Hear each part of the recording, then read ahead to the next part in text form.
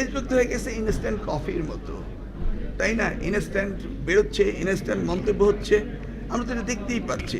আমি আশা করব গুজব ছড়ানোর আগে যেন একটু ভেরিফাই করে না হয়।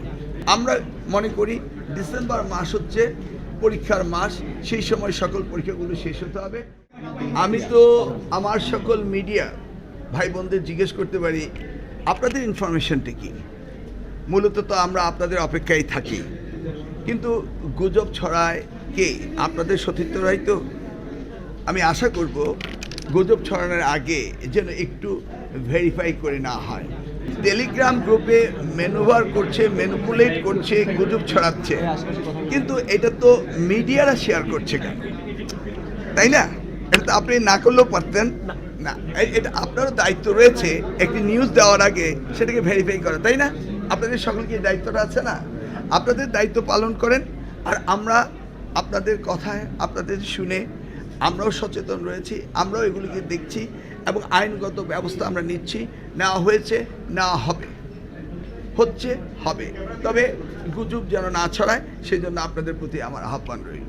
আমরা তো ননস্টপ বলে যাচ্ছি যে আমাদের সকল চেষ্টা রয়েছে সুন্দর পরিবেশে সুন্দর পরীক্ষা নেওয়ার জন্য, এবং এই গুজবে না কান দেওয়ার জন্য আমরা অনুরোধ করছি। বিশেষ করে আপনারা মিডিয়া যদি সচেতন হন তাহলে এটা হতো না। পার্টিকুলারলি কালকে কি একটি মিডিয়া এটা করেনি? পার্টিকুলারলি এই মিডিয়ার কি দায়িত্ব ছিল না এটাকে ভেবে দেখা, খুঁজে দেখা, সত্যতা যাচাই করা? আর ফেসবুকের উপর নির্ভরশীল হতে হবে না। ফেসবুক তো হয়ে গেছে ইনস্ট্যান্ট কফির মতো, তাই না? ইনস্ট্যান্ট বেরোচ্ছে, ইনস্ট্যান্ট মন্তব্য হচ্ছে, আমরা তো এটা দেখতেই পাচ্ছি। কফি তো খেতে একটু সময় লাগে, ঠান্ডা হতে হয়, কিন্তু তা তো হচ্ছে না।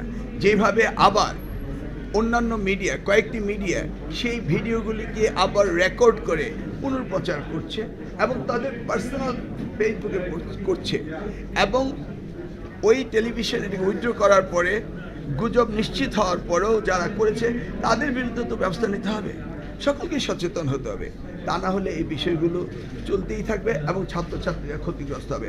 আমি আশা করব যে এই ক্ষতিগ্রস্ত আমাদের কারণে যেন না হয়। এ যাবৎ আমি তো দেখছি আপনারা সন্তুষ্ট, আমরা সন্তুষ্ট, অভিভাবকরা সন্তুষ্ট, শিক্ষার্থীরা সন্তুষ্ট, পরীক্ষার্থীরা সন্তুষ্ট। এই পর্যন্ত তো আমরা ভালো খবরই পাচ্ছি।